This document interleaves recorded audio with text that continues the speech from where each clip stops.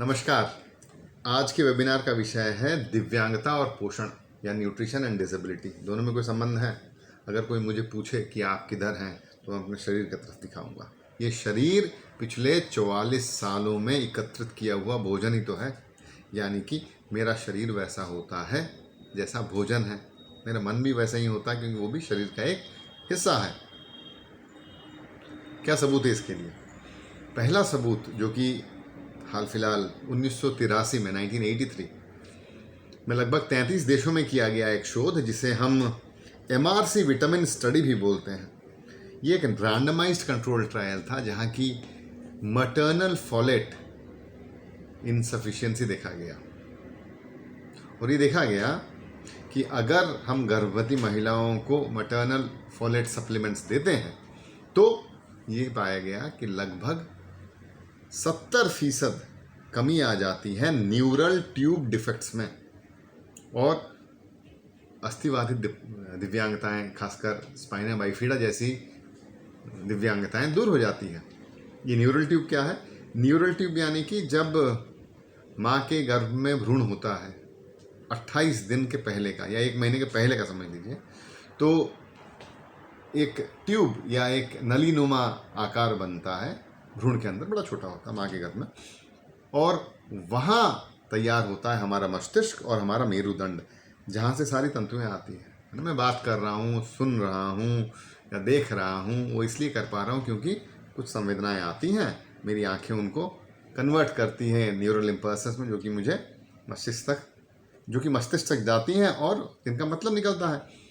तो अगर मस्तिष्क में और मेरुदंड में कमी आ जाए तो कई तरह की दिव्यांगता होती है। तो ये न्यूरल ट्यूब डिफेक्ट्स घट गई थी 70% से ज़्यादा अगर फोलेट सप्लीमेंट्स हों। इसलिए WHO ने 2020 में तो ये बिल्कुल करार ही कर दिया कि हाँ, फोलेट सप्लीमेंट्स दिए जाने चाहिए और कई देश नीति बना लिए हैं कि फोलेट सप्लीमेंट्स दिए जाने चाहिए। लगभग 0.4 mg फॉलिक एसिड सप्लीमेंट्स उन हर बेटियों को दिया जाता है जो कि गर्भावस्था, मतलब कि who are in the child bearing age, यानी कि भाई टीन एज के बाद दिया जाता है ताकि न्यूरल ट्यूब डिफेक्ट्स ना हो। तो शरीर पे असर करता है। दूसरी स्टडी जो कि बॉस्टन यूनिवर्सिटी में कभी की गई थी और इसे स्लोन एपिडोमोलॉजी स्टडी भी बोला जाता है, वहाँ ये देखा गया कि प्री स्कूल एजेस में अगर विटामिन ए ना मिले तो दृष्टि दिव्यांगता, नाइट ब्लाइंडनेस, विजुअल इम्पायरमेंट बहुत मात्रा में होती है। इसलिए प्री स्कूल एज में विटामिन ए सप्लीमेंट्स भरपूर दिए जाते हैं। विटामिन ए तो ऐसा है जो कि लगभग हर पीले फल में होता है, पालक में होता है, गाजर में होता है, पपीते में होता है, खूब मिलता है आसपास। ऐसा नहीं है कि विटामिन की गोलियां ही खाई जाएं। कई लोग तो ये कहते हैं कि अगर विटामिन की गोलियां खाओ तो उनको प्रोसेस करने में भी शरीर को ताकत लगानी पड़ती है और ज़रूरी है कि कम से कम गोलियां खाई जाए। तो स्वाभाविक जो मिलती हैं 1 किलोमीटर के अंदर जो मिलती हैं, ऐसी चीज़ें अगर खाई जाएं जो कि सीजनल हों, मौसमी हों, तो उनमें भरपूर विटामिन्स, माइक्रोन्यूट्रिएंट्स होते हैं जिससे कि इस तरह की कोई दिक्कत नहीं होती है। तो दूसरी स्टडी जो है दृष्टि दिव्यांगताओं को लेके है। लगभग 60,000 बच्चे सालाना दृष्टि दिव्यांग हो जाते हैं क्योंकि विटामिन ए डेफिशिएंसी उनको होती है। तीसरी स्टडी अगर आप देखें तो इंडस्ट्रियल रिवोल्यूशन आने के बाद तो बहुत परिवर्तन आ गया। मशीन चारों तरफ हैं, इस कमरे में भी देख रहे हो कई मशीन है। तो इन मशीनों के चलते आवाज़ आई, जाहिर सी बात है। इस आवाज़ के चलते नॉइज इंड्यूस्ड हियरिंग लॉस आना शुरू हुआ, यानी कि आवाज़ के चलते सुनने में कमी। तो एक स्टडी में ये पाया गया अगर एंटीऑक्सीडेंट्स और मैग्नीशियम, जो कि एक वैसोडाइलेटर है और माइक्रोन्यूट्रिएंट है, एंटीऑक्सीडेंट और मैग्नीशियम अगर दिए जाएं लोगों को तो 80% नॉइज इंड्यूस्ड हियरिंग लॉस होने की संभावनाएं कम हो जाती हैं। तो 80% रिडक्शन बहुत बड़ी मात्रा है। तो फिर फूड सप्लीमेंट्स जिसमें कि एंटीऑक्सीडेंट्स और मैग्नीशियम होने से हियरिंग लॉस होने की संभावनाएं घटती हैं। वैसे ही अगर देखा जाए तो अभी बोलो ना कि autism bipolar disorders, ADHD, schizophrenia कितने गुने बढ़ गए पिछले 10 सालों में, कितने गुने बढ़ गए। क्या फ़र्क आ गया पिछले 10 सालों में? लाइफस्टाइल ही तो चेंज हुआ है। ये कमरा जिसमें हवा है ये AC के चलते हैं, और AC 90% हवा घुमाता ही रहता है। वैसे ही हमारा पानी भी RO फिल्टर्ड है। जो भोजन है वो पेस्टिसाइड कोटेड है। जो भोजन है वो प्रोसेस्ड फूड है, ज़्यादा से ज़्यादा, है ना। तुरंत तुरंत सिनेमा में दिखाते, तुरंत तुरंत ब्रेड ऐसे खाते हुए दौड़ा, कोक निकाला पिया, सब कुछ बॉटल्ड आ गया। तो मेंटल इलनेस, ऑटिज्म, ADHD, ये तमाम तरह की चीज़ें जो बढ़ गई हैं, कई लोग ऐसा समझते हैं कि ये लाइफस्टाइल डिजीज़ है या परिवर्तन के चलते हुई है, जो हम खाते हैं और जिस माहौल में रहते हैं। ऐसा कोई स्टडी है? बिल्कुल। न्यूजीलैंड में एक क्लिनिकल साइकोलॉजिस्ट हैं जूलिया रूड्रिक, जो कि सन 2010 से खूब स्टडी कर रही हैं, जहाँ की वो ये बताती हैं कि अगर भोजन सही तरीके का दे दिया जाए, जिसमें कि पर्याप्त माइक्रोन्यूट्रिएंट्स हों, विटामिन्स हों, फ्रेश फ्रूट्स हों और फूड हो, तो 80% मानसिक रोग, depression, anxiety, bipolar disorders, ADHD घट जाते हैं। उनसे आप उभर आएंगे सिर्फ भोजन से। और वो सही मायने में अगर आप भोजन लेते हैं तो वो लगभग सस्ता होता है। कितना? सिर्फ 2% खर्चा होता है as compare to antidepressants. और एंटी डिप्रेसेंट्स अगर आप लेते भी हैं तो ऐसा नहीं कि थोड़ी देर के लिए मदद तो मिलता है, लेकिन आपके सिम्टम्स वापस आएंगे। भोजन सही तरीके का कर लें तो सिम्टम्स वापस नहीं आते हैं। सन 2010 की एक स्टडी है जहाँ की 81 एडोलेसेंट्स उनको लिया गया, और उन 81 एडोलेसेंट्स में क्या आम था, क्या कॉमन था? ऐसे सिम्टम्स जो कि, या ऐसे इंडिकेटर्स जो कि ये बताते थे कि इन्हें साइकोसिस होगा, डिप्रेशन होगा, या एंग्जाइटी होगा, या कुछ भी होगा कुछ सालों में। प्री इंडिकेटर्स थे सब में। प्लेसिबो स्टडी किया गया, यानी कि कुछ लोगों को उसमें से omega-3 फोलियोसिस या फिश ऑयल दिया गया और बाकी को नहीं दिया गया। साल भर बाद देखा गया, और साल भर बाद जब देखा गया, कितने दिन के लिए फिश ऑयल दिया गया? 12 हफ्ते के लिए। और साल भर बाद देखा गया, साल भर बाद जब देखा गया तो देखा गया कि जिन्हें वो omega-3 फोलियोसिस या फिश ऑयल मिल रहा था, माइक्रोन्यूट्रिएंट, उनमें से सिर्फ 5% लड़के या लड़कियां साइकियाट्रिक सिम्टम्स दिखाए, डिप्रेशन, बाइपोलर, स्किज़ोफ्रेनिया, जो भी सिम्टम्स दिखाए। लेकिन जिन्हें सप्लीमेंट्स नहीं दिया जा रहा था उनके लगभग 28% लड़कों में साइकियाट्रिक सिम्टम्स थे।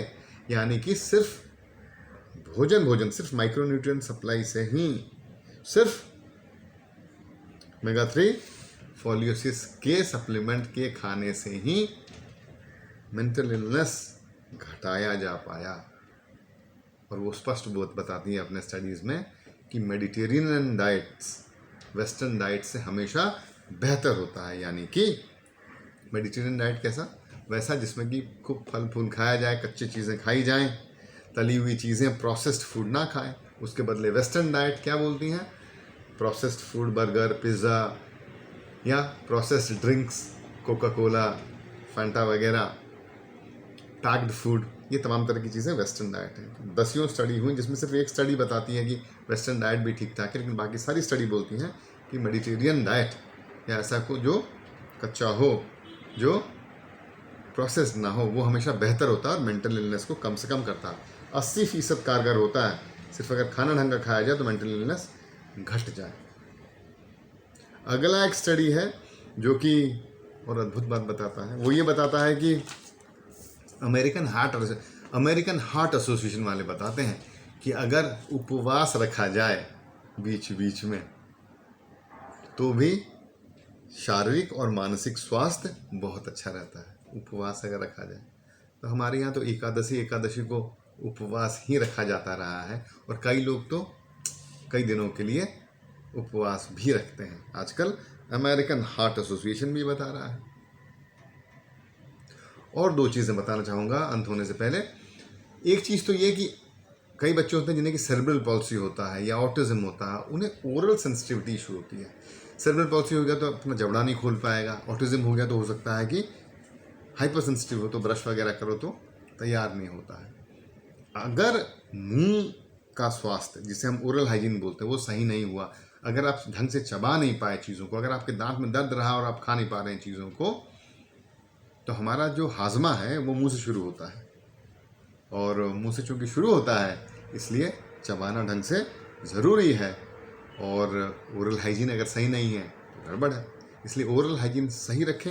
एक डेंटिस्ट, दंत चिकित्सक का बहुत रोल है, खासकर multiple disabilities, cerebral palsy, autism, deaf blindedness के क्षेत्र में, ताकि ओरल हाइजीन सही रहे। दूसरी चीज़ कि जिन्हें सेरेब्रल पॉल्सी होता है वो मुंह खुला रहता है ना, उनका अक्सर ड्रूलिंग होता है, लाल गिरता रहता है, जिसके चलते प्रोटीन और वाटर, पानी और प्रोटीन दोनों की बहुत कमी होती है, और दोनों ज़रूरी है शरीर को बनाने के लिए, इसलिए माल नरिशमेंट रहता है। इसलिए हमेशा पोजीशन सही रखें, बच्चे का पोस्चर सही रखें, जिसके चलते वो बच्चा ड्रूल आउट नहीं करे, बहुत ज़रूरी है।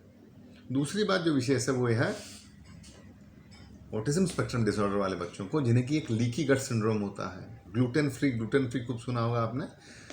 तो ग्लूटेन जो कि गेहूं में होता है, किस्मत अच्छी हमारी, राइस में नहीं होता, और केसिन जो कि दूध में होता है। अमूमन ये ढंग से हजम नहीं हो पाते कुछ बच्चों में, जिसके चलते हमारी जो अंतड़ियाँ हैं, हमारा जो इंटेस्टाइन है वो इरिटेटेड रहता है और लीक आउट करता है अनडाइजेस्टेड फूड, किसमें, खून के अंदर, जिसके चलते सिम्टम्स बढ़ते हैं। इसलिए ग्लूटेन फ्री डाइट की बात की जाती है। वैसे ही जब हम लोग रीइंफोर्समेंट या कुमक देते हैं, कोई काम अच्छा हुआ ना, तो सबसे आसान तरीका चिप्स का एक टुकड़ा दे दो, या कोई कलर्ड चॉकलेट दे दो, या एक च्युइंगम दे दो, या कोका कोला दे दूंगा, ये बता दो। कोशिश करें प्रोसेस्ड फूड कोई भी हो वो बंद किया जाए, क्योंकि साफ साफ इंडिकेटर्स हैं, ना वो शरीर के लिए अच्छा है, ना वो मानसिक स्वास्थ्य के लिए अच्छे। उनमें इतना प्रिजर्वेटिव, इतना चीनी, इतना